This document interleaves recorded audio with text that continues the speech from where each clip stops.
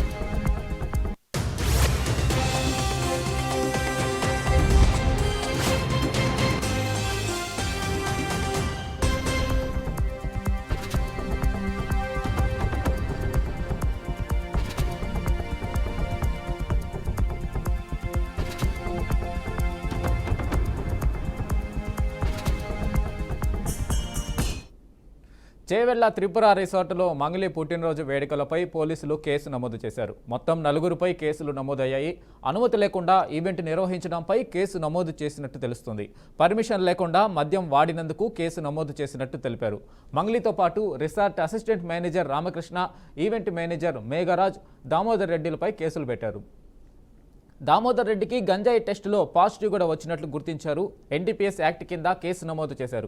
పార్టీలో మొత్తం 48 మంది పాల్గొన్నట్లు గుర్తించారు. పార్టీలో పాల్గొన్న వారిలో నటి దివితో పాటు పాటల రచయిత కాసర్ల శ్యామ్ ఉన్నట్టు తెలిసింది.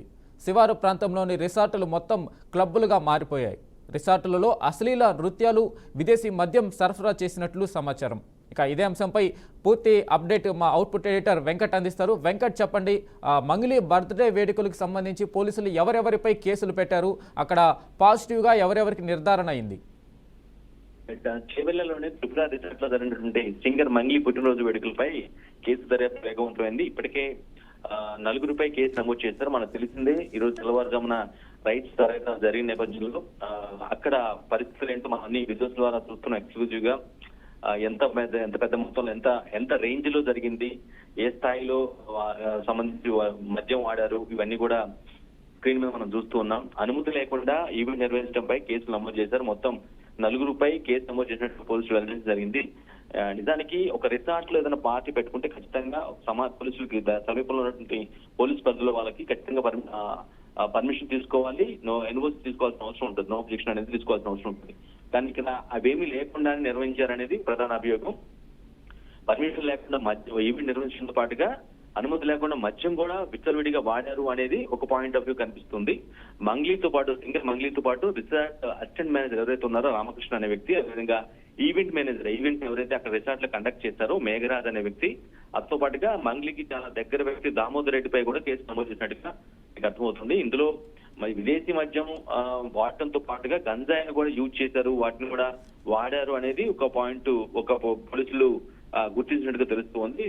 ఈ ఏదైతే జనరల్ గా ఇక్కడ పట్టుబడిన నేపథ్యంలో వెంటనే డ్రంక్ అండ్ డ్రైవ్ మామూలుగా అంటే టెస్ట్ తాగారా లేదా నిర్ధారణ కోసం టెస్ట్ పెడుతూ ఉంటారో, అది కాకుండా ఇవి మాదక ద్రవ్యాలు ఏవైతే ఉంటాయో వాటికి సంబంధించి కూడా టెస్ట్ పెట్టిన నేపథ్యంలో ఈ దామోదర్ రెడ్డి అనే వ్యక్తి ఎవరైతే మంగళికి సమీపంగా గతంలో అతను టీవీ తెలుస్తూ ఉంది, ఆ దామోదర్ రెడ్డి అనే వ్యక్తికి గంజాయి టెస్ట్ పాజిటివ్ వచ్చిందని సమాచారం.